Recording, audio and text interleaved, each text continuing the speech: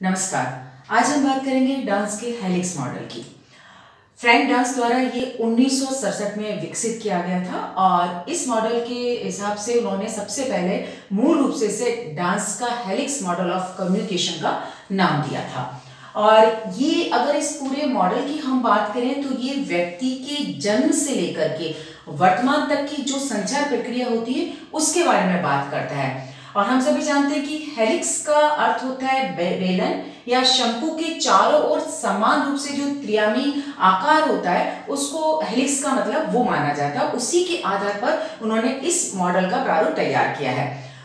यहाँ पर Frank dance का मानना था कि संचार हमेशा गतिशील होता है और वो ये भी मानते थे कि गैर रेखीय होता है, यानी कि कभी भी एक रेखा में संचार नहीं चलता है, बल्कि संचार की प्रक्रिया एक बहुत ही छोटे से बिंदु से शुरू होती है और फिर धीरे धीरे बढ़ते बढ़ते वो आगे तक संचार की प्रक्रिया विस्तृत हो जाती है। उनका कहना था कि इसको हम इस तरीके से बहुत अच्छे से समझ सकते हैं, जैसे कि एक बच्चा पैदा होता है।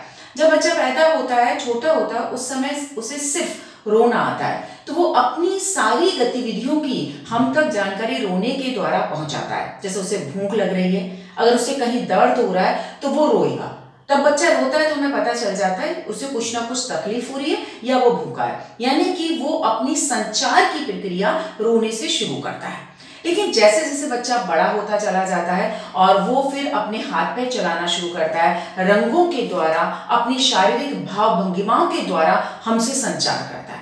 बच्चा थोड़ा और बड़ा होता है, स्कूल जाने लग जाता है, भाषा के जो व्याकरण है उसको सीखना शुरू करता है, फिर उसके हिसाब से वो हमसे बात करना शुरू करता है। और जब वो वर्तमान में हम पहुंच जाते हैं तब जाकर के हमारा संचार का जो प्रक्रिया है वो और भी ज्यादा विस्तृत हो जाती है। तो यहाँ पर फ्रैंक डांस का कहना था कि इस तरीके से हम समझें कि हमारी जो भी संचार की प्रक्रिया शुरू होती है एक बिंदु से शुरू होते हुए वो धीरे धीरे अपने विस्तार में आती चली जाती है। अब जैसे मान लीजिएगा कि हम कहीं सफर कर रहे हैं, हम ट्रेन में ही जा रहे हैं और कोई हमारे पास वाली सीट पर कोई व्यक्ति बैठा हुआ है, तो हम सबसे पहले क्या कहेंगे उससे? हाय, हेलो, इतनी बात करेंगे। फिर धीरे उससे फिर कुछ अपने संवाद को आगे बढ़ाएंगे। फिर हम उससे पूछेंगे आप कहाँ तक जा रहे हैं, फिर उसका जवाब वो देगा। फिर हम उससे पूछेंगे आप कहाँ से आ रहे हैं, आप क्या करते हैं, आप क्या आपकी शादी हो गई या नहीं हो गई। ऐसे करके हमारी संवाद प्रक्रिया बढ़ती चली जाती है। लेकिन हमारा संवाद, हमारी संचार की प्रक्रिया कहाँ से शुरू होती है? एक बिंदु से शुरू होती है। तो यहाँ पर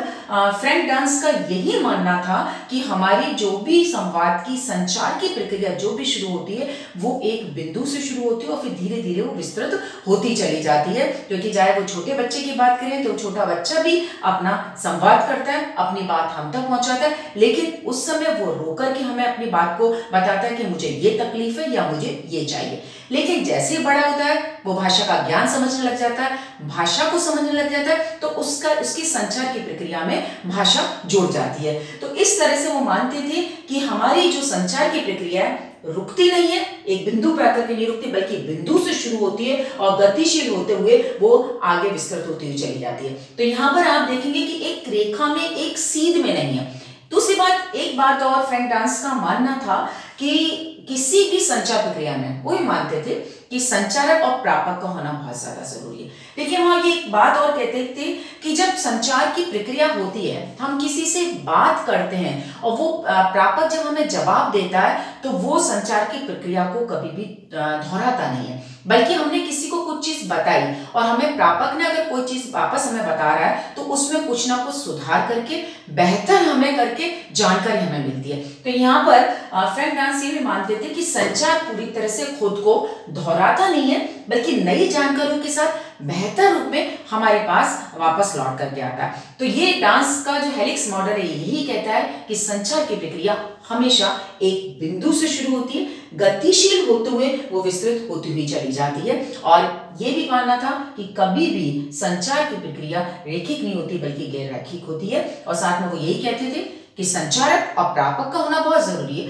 बट जब भी संचार की प्रक्रिया होती है वो खुद को कभी भी दोहराती नहीं है, हमारे पास वापस आएगी तो बहुत ही ज्यादा बेहतर जानकारियों के साथ ही वो हमारे पास वापस आती है।